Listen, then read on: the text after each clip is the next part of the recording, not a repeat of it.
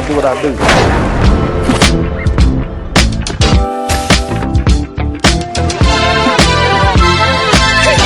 Hey man, I do what I do. Through these social media platforms, social validation can now be achieved through creative work, lifestyle branding, and entrepreneurship without recourse to violence or crime.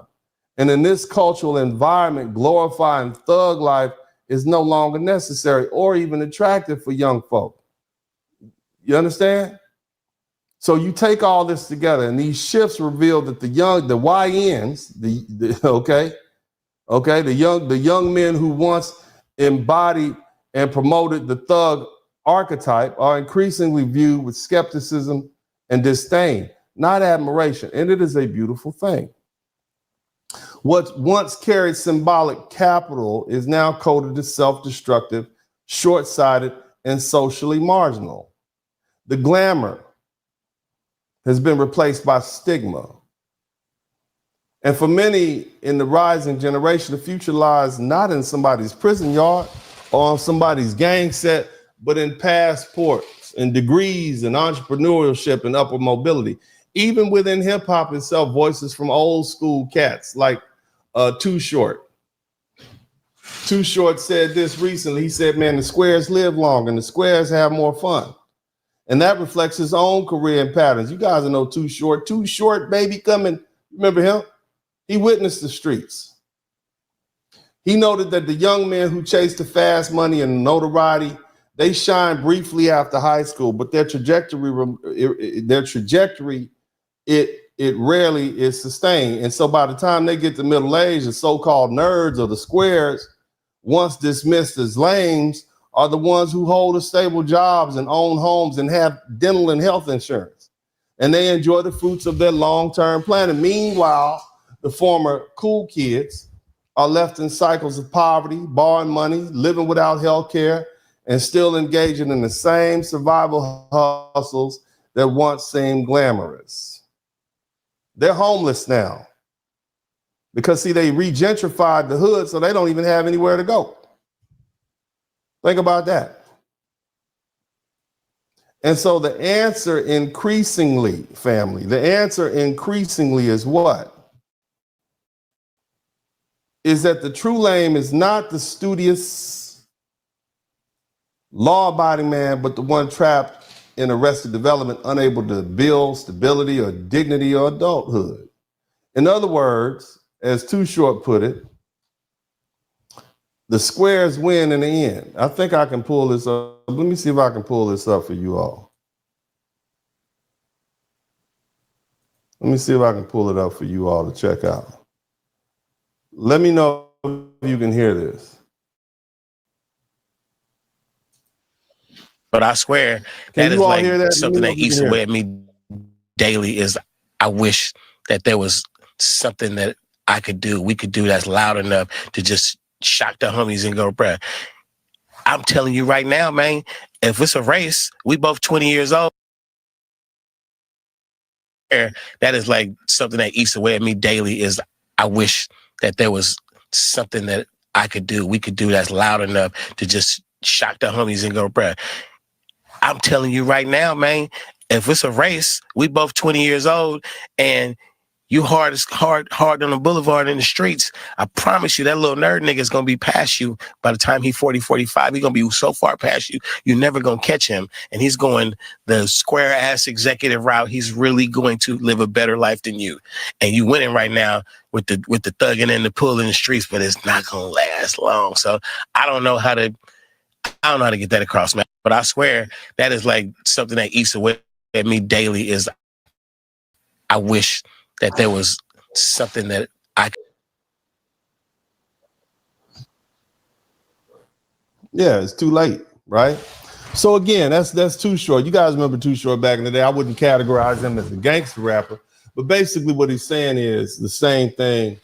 This generational wisdom, it echoes again what the brother Elijah Anderson saying, one of our scholars, who noted that adherence to the so-called street code may yield short-term respect, but it leads to long-term marginalization. All right. In contrast, people who embrace education and steady work and civic responsibility secure enduring rewards of middle-class life. Okay? So that's the other thing. Now, family, you know, he's not the only one. Okay? He's not the only one that says that. Okay? When we look at people like Snoop Dogg, and you guys know Snoop Dogg was notorious. Snoop Dogg was the gangster's gangster back in the day, right?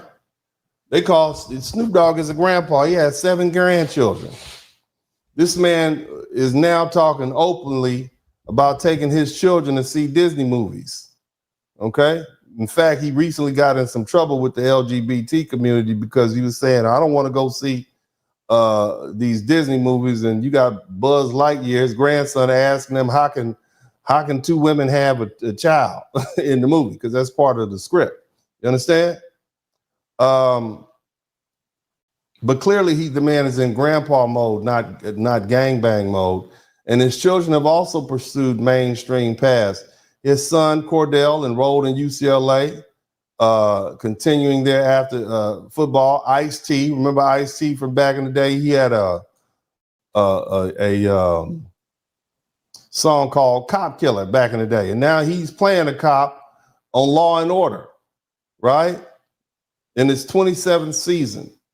Okay, he's far from his outlaw beginnings. You understand me? Ice Cube, O'Shea Jackson, formerly part of NWA. His son studies at USC and works in Hollywood. Jay-Z, you know, professed drug dealer, you know, billionaire. Same thing with Dr. Dre, billionaire. You know, 50 Cent, tough guy from Jamaica, Queens, television mogul. Nas, another tough guy. All these gangster rappers, right?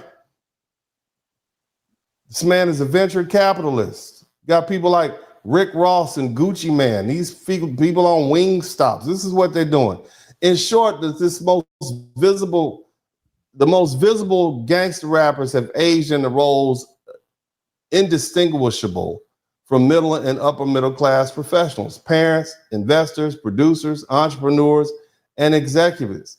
The status is no longer tied to proximity to violence, but to the stability of ownership. What's up? Welcome to the broadcast. This is Uncle D. People wash their ass in the tub, Kamala Harris. You were tuned in to Uncle D. D's black man talk. Pull up, homie, take a seat. Don't be a shadow watcher every day. You learn something, then you earn something. And let them know and drop some money in the plate. It's getting cold, ladies, talking ratchet. There's a king here, grab your coat, zip your jacket. Keep quiet for a second, close your jaw. Attorney Spurling, this ain't pearly, know the law. Talking Constitution, pushing pins when he shooting, give him that. Masculinity, just for the record, sprinkle that. You can keep your cat, gotta cut it. Only cat he rubbing, gotta love it. I call it Molly Buddy. Gotta vote your interest, vote and earns. Presidential, this is for the money that I earn. When you gon' learn, my people, that evil mixed with evil. No matter what you're doing, baby, this ain't equal. Sometimes when you're special, you get hated. The test is for the best, you're damn right, my people made it.